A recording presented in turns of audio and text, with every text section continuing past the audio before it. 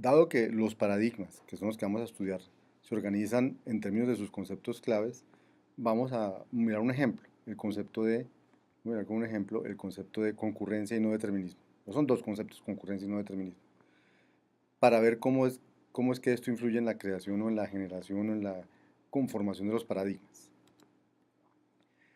Entonces, ¿qué entendemos por concurrencia?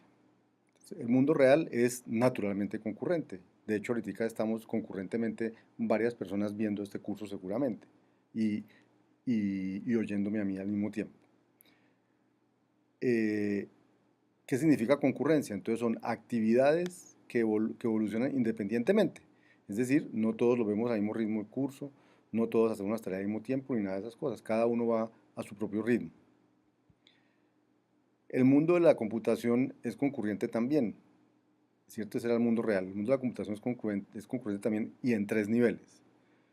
Existen los sistemas distribuidos, ¿cierto? Que son computadores que están unidos o enlazados por una red, ¿cierto?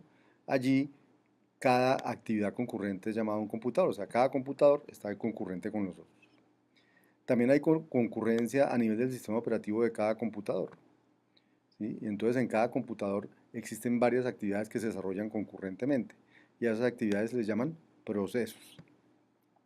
Y cada proceso tiene su propio espacio de memoria, ¿sí? Y compiten por espacios de memoria. Y también hay actividades dentro de los procesos. Y esas actividades dentro de los procesos que se ejecutan concurrentemente se suelen llamar los hilos. Todos los hilos comparten el mismo espacio de memoria, o sea que los hilos son como para la computación cooperativa, mientras que los procesos son para la computación competitiva. La pregunta es entonces, ¿la concurrencia es realmente algo muy difícil o complicado o complejo? Entonces, esto es lo que la gente piensa, ¿cierto? Y realmente en C++ y en Java, sobre todo como fueron lenguajes que evolucionaron, no nacieron siendo concurrentes, sino que evolucionaron. Entonces se necesitan unos conceptos realmente que parecen complejos, los monitores, y que parece difícil programar con ellos, los candados y esas cosas.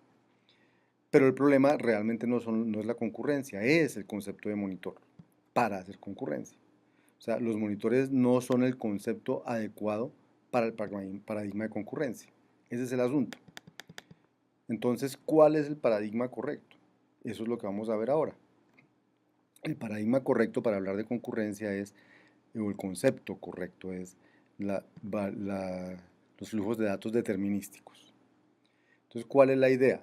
La idea es que un programa se escribe en forma de productor-consumidor. Hay un productor, hay un consumidor, y el productor produce cosas y el consumidor consume esas cosas que produce el productor, ¿sí? Entonces los hilos aquí, estos que llaman hilos, la creación de hilos, ahora vamos a ver ejemplos concretos en lenguaje de programación, la creación de hilos comparten esta variable. Esta variable se llama la variable de flujo de datos, la comparten y, y entonces esto resulta en un comportamiento que se llama una comunicación por flujos.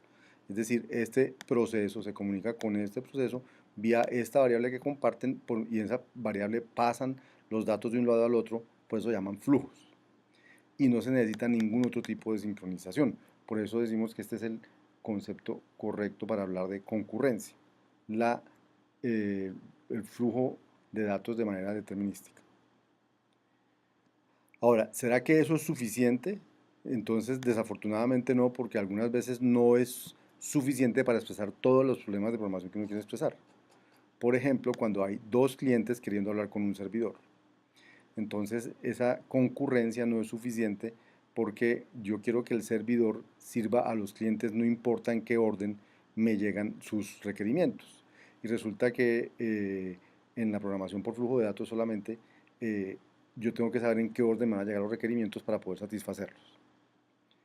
Entonces, no podemos programar este tipo de cosas con flujo de datos determinístico y tenemos que aparecer otros conceptos. Y el concepto adecuado para ese tipo de cosas es la escogencia no determinística. Entonces, ¿cuál es la idea? La idea es que la escogencia no determinística aparece cuando dos o más entidades interactúan con la misma entidad. O sea, dos más clientes interactúan con el mismo servidor. Entonces, cada cliente interactúa con el servidor independientemente de los otros clientes. Y el servidor debe decidir entonces cuál mensaje va a manejar primero. Entonces, el servidor hace una escogencia y dice, escojo primero este o primero este.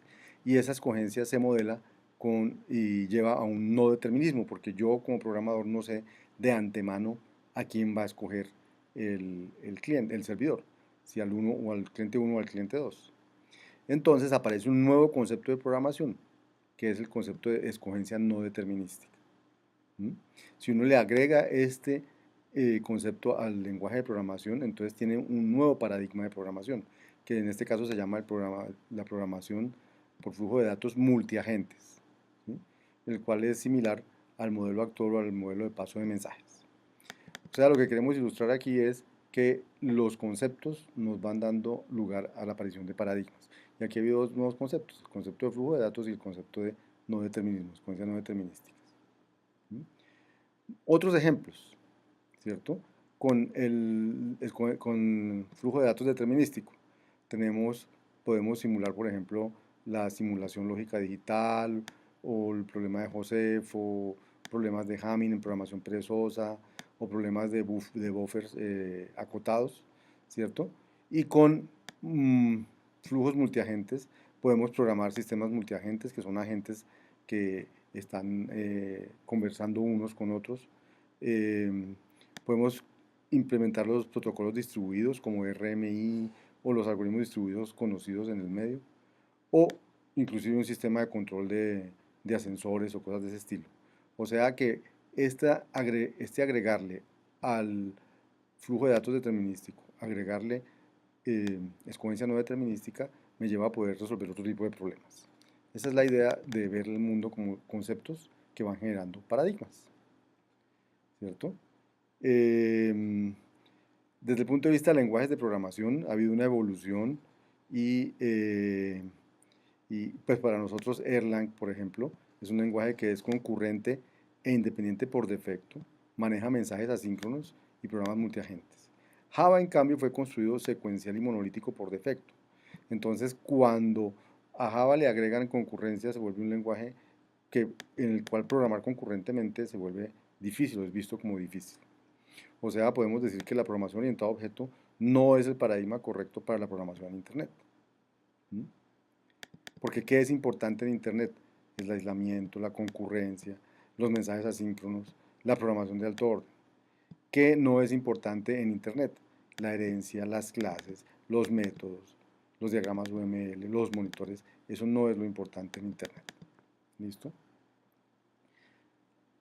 Y ahora veremos desde el punto de vista de paradigmas de lenguajes cómo evoluciona esto.